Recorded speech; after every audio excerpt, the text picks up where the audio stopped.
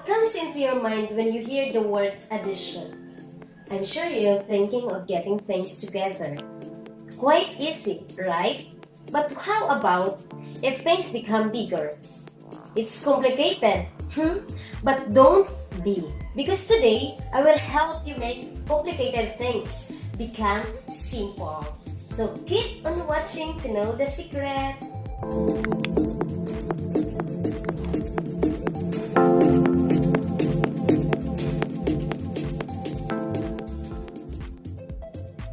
Hi everyone! Welcome back to my channel. This is Ebony Alminye. By the way, maraming salamat po sa lahat ng mga nag-share, nag-like, nag-comment, at syempre po yung mga nag-subscribe sa channel ko. You're my inspiration to create more and more videos like this. So I hope you learned something from my videos. Hi Sir Axel, maraming salamat po. Again, thank you everyone for your support. Kamsahamnida. Sa mga hindi pa po nakapag-subscribe sa ating channel, then please subscribe na po and kindly ring the bell para ma-notify po kayo every time na may new upload po tayo sa ating channel. Thank you! Okay, today, let's talk about the shortcut trick on addition of similar digit number. So, let's have this. For example, let's get the sum of 5 plus 55 plus 555. Let's write it down. Okay, let's get the sum of 5 plus 55 plus 555. So what could be the sum? So let's make it in an easier way. It's a bit complicated, right? But don't you worry, I have tips for you. So let's have step number 1.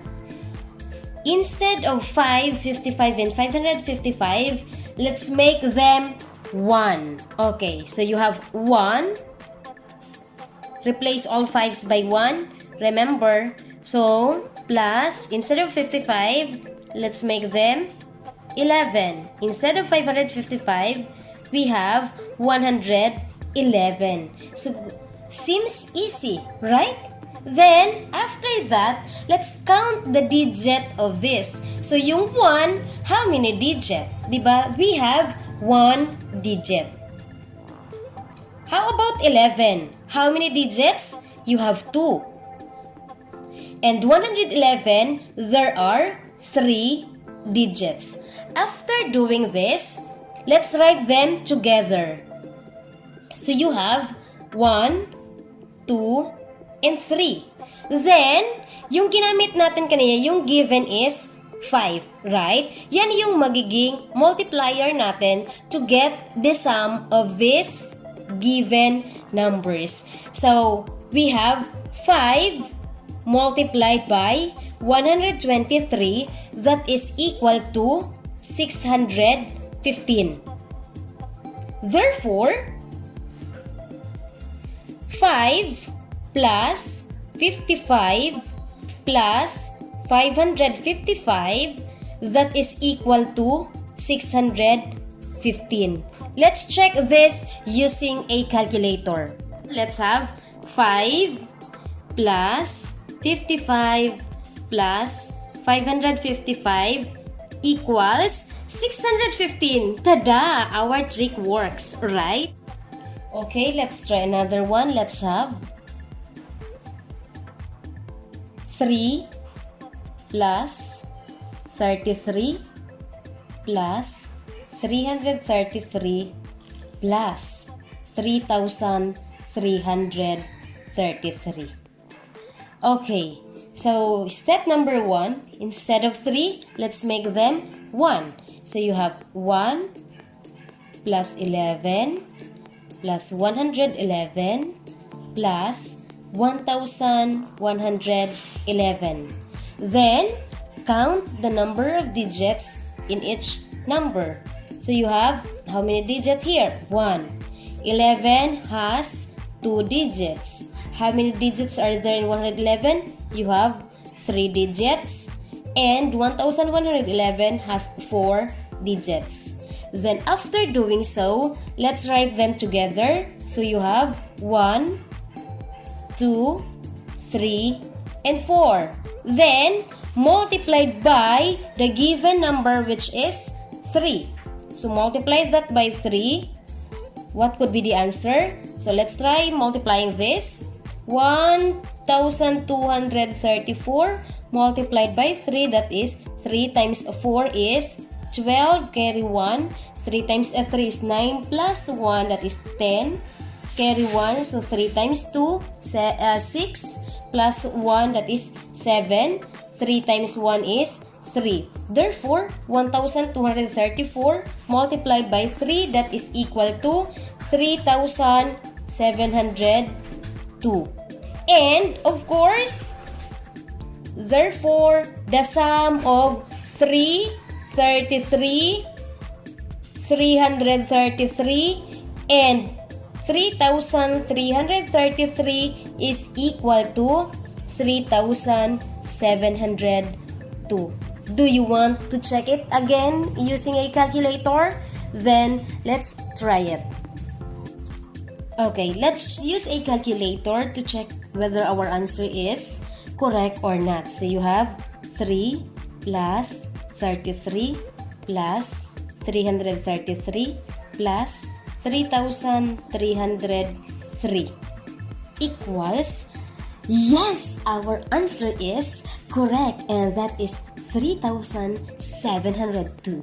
Quite exciting, isn't it? Do you want another example? Okay, let's have 7 plus 77 plus 777 plus 7,777 plus 77,777. Okay, same steps. Okay, make it 1. So becomes 11, 111, 1,111 plus 11,111. Then count the digits. So you have 1, this is 2, this is 3, 4, and 5. Then write them together. You have 1, 2, 3, 4, and 5 multiplied by the given digit or the given number, which is 7. So what would be the answer? That is equal to, pwede nyo pong sabayan, that is equal to 86,415. So since that is the product, therefore 7 plus 77 plus 777 plus 7,707 plus 77,707, that is equal to 86,415. Tada! You have now the answer. Another example, but I want you to make sabay-sabay with me. Okay lang ba yun, guys? Another try. So you have 9 plus 99 plus 999 plus 9,999 plus 99,999 plus 999,999. Okay, same steps will do. So you have 1 plus 11 plus 111 plus 1,111 plus 11,111 plus 111,111. Then count the digits. So you have 1, 2, 3, 4, 5, 6. Ang rami na, di ba? Let's write them together. So 1, 2, 3, 4, 5, 6. Multiplied by, what will be our multiplier? So, of course, 9. Since 9 is the given number. So, multiplied it by 9. The result is 1,111,104. Okay, take note lang guys ha. Your multiplier will always be the given number. Okay, so ayun na. Therefore, the result of this is 1,111,104. Exciting, right? That's how math works. Sana po ay may natutunan kayo sa video ko ito. Maraming salamat po. Please subscribe to my channel for more videos like this.